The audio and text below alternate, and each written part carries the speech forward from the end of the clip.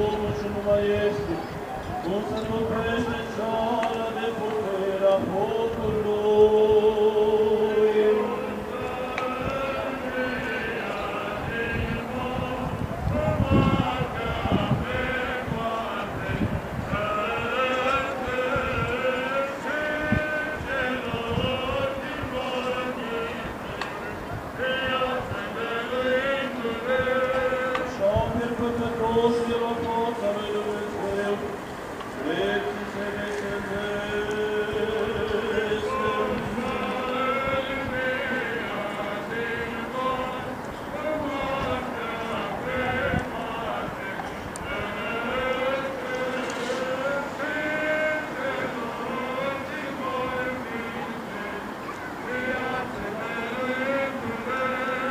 Asta este ziua care a făcut-o Domnul, să ne bucurăm și să ne veselim în Hristos.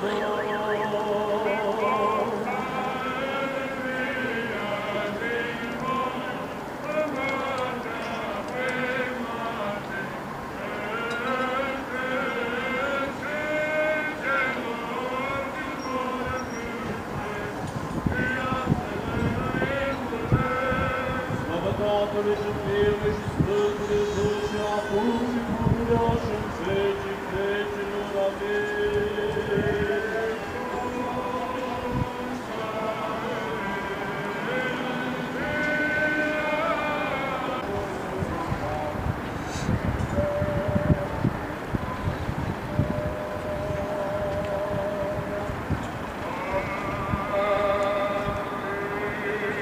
Hristos a înviat!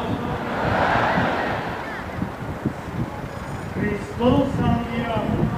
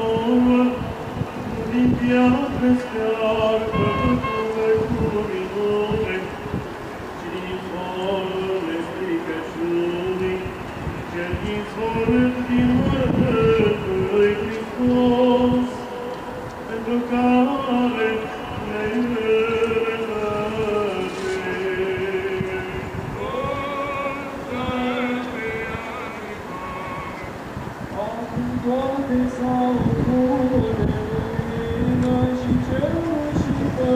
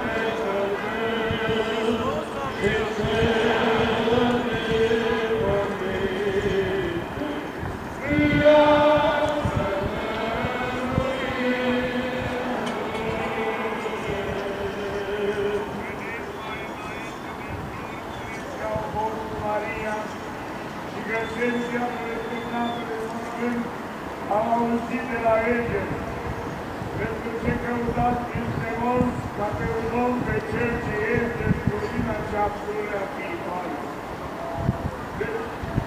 Vedeți slujurile cele de gropare, alergați și vestiți lumii că s-a sclat Domnul, omorând moartea, că este Fiul Dumnezeu cel ce